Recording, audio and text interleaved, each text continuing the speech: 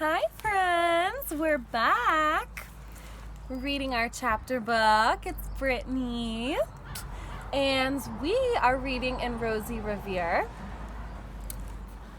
at chapter 12. So help me remember what happened at the end of chapter 11. Rosie was heading into sleep when she saw that interesting shadow in Mrs. Lou's garden. Yes, you remember. So, here we are. Page 67, chapter 12. Rosie woke early and hopped out of bed. The Blue River Creek Festival was one day away and she still needed a working pump. Rosie went outside. Iggy and Ada were already in the yard filling small jars with paint and water. They were doing an experiment to find the perfect mixture. If it's too thick, it won't flow through the tube, said Ada. If it's too thin, it will drip off the canvas. So, what do we have? The paintbrush. Paint flows onto the brush. Here's some tape. And then we have a giant garden glove. Thin metal curtain rod that's hollow right there.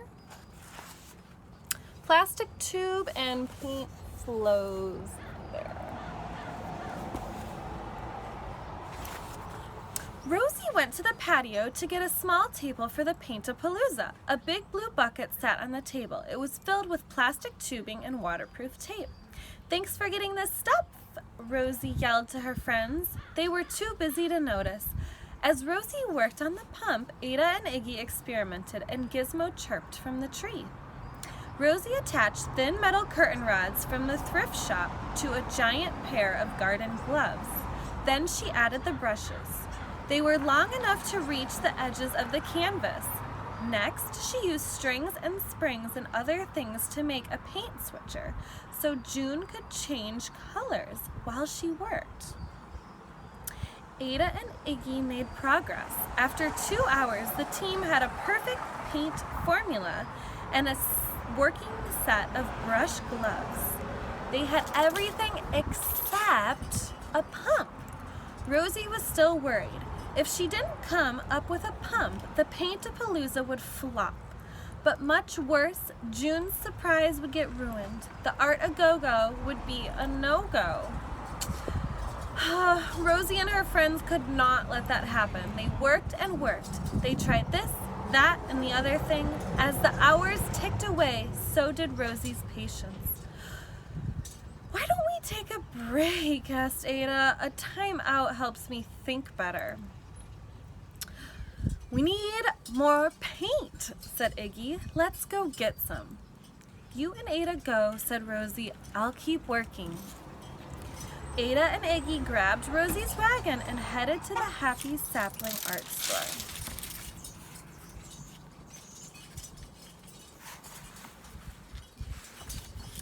Rosie looked around her yard.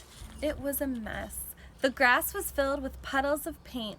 She turned around and stepped right into a big bucket of blue paint. Shloop! Blue paint globbed all over her red shoe. Frustration boiled up inside Rosie. She wanted to throw the bucket and the Paint-A-Palooza into the trash can. "Ah!" shouted Rosie. She kicked her foot to shake off the paint. Zoop! Rosie's shoe flew off. It soared through the air and smacked into the tree right next to Gizmo. Gizmo chirped angrily and flew off. "I'm sorry, Gizmo," yelled Rosie. Rosie chased the bird, leaving a trail of blue footprints as she went. But Gizmo was too fast. Halfway around the block, Rosie gave up. She was frustrated and frazzled. She couldn't think straight, but that was exactly what she needed to do. "Stop and think," Rosie said. Rosie plopped down beneath a tree. She took a deep breath and tried to calm down. It helped. A little. Ada was right, thought Rosie. I need a break. Rosie got up and walked down the sidewalk. As she walked, her anger faded. like her blue footprints on the concrete. With each step, the prints were lighter, and so was her mood. She hoped Gizmo would be waiting for her at home, and that's right where Rosie found her. But she was not alone. Page 73, chapter 13. As Rosie turned the corner, a strange drowning filled the air. Then someone yelled, 1, 2, 1, 2, 3, 4, and then there was music. It was the McAllisters on the bed of a big old army truck right in front of Rosie's house. The droning sound was Hedgie on the bagpipes. Betty played the pump organ and Letty played the accordion. The Riveteers danced in the street in front of the truck. They twirled and swirled and jumped to jive. Rosie's family and neighbors poured out of their houses and joined in the fun. The Riveteers all sang, "We can river, weld, and hammer, and we do it just fine. Building ships and planes and trucks on the assembly line. We can do it, each and every one. And we'll do our part right from the start until the job is done." Wow, Gizmo flew to Rosie, looping the loop and zooming back to the organ where Aunt Rose's bird, Gadget, tweeted along with the music. "Hey, hey," said Aunt Rose when Rosie reached the crowd. "We thought you could use a dance party." Woo! She tapped her cane along to the music. "How's it going?" she asked.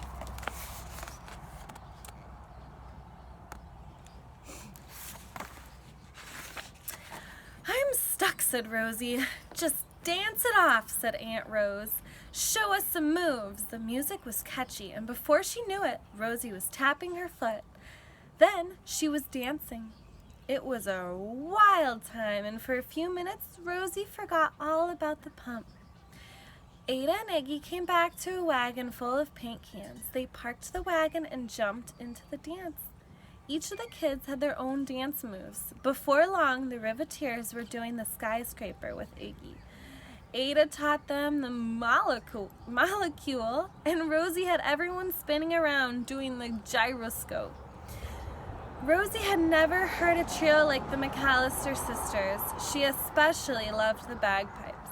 Hetty blew into a mouthpiece to fill the leather bag.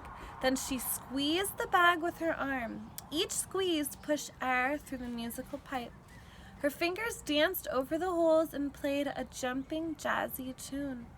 Letty stretched the accordion to suck in air. Then she squeezed it and pressed keys to play notes. Betty stepped on the front panel of the organ while her hands flew up and down the keyboard. Each instrument pumped in air and held it until a note was played. How did that work? Why didn't the air whoosh out of the instruments as soon as the pumping stopped? Something blocked the air from flowing backward. These questions swirled like music in Rosie's mind. She didn't notice that she had stopped dancing. She was thinking, and she was on to an answer. Then, suddenly, Rosie Revere knew exactly what she needed: a valve. For the next hour, the McAllisters played and sang, and Ada, Iggy, and the crowd danced to the swinging music. No one even noticed that Rosie was gone. The music drifted to Rosie's backyard, where she worked furiously. She did not notice the faint snipping and clipping noises behind the hedge, keeping time with the music. Rosie was too busy smiling at the finished Paint-A-Palooza 3 to notice anything at all. Well, friends, that's where we'll end. The end of chapter 13. Thanks for joining me. We'll see you next time as we continue Rosie Revere.